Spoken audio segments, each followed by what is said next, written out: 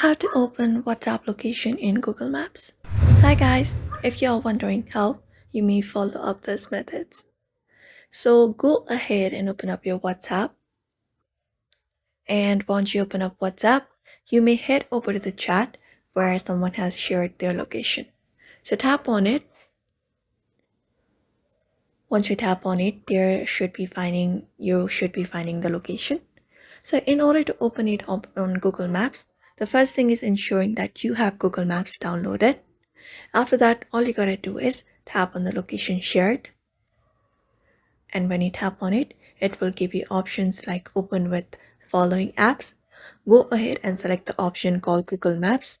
Tap on it. And once you do, it will redirect you to Google Maps. So that's it. That is how you basically open WhatsApp location in Google Maps very easily.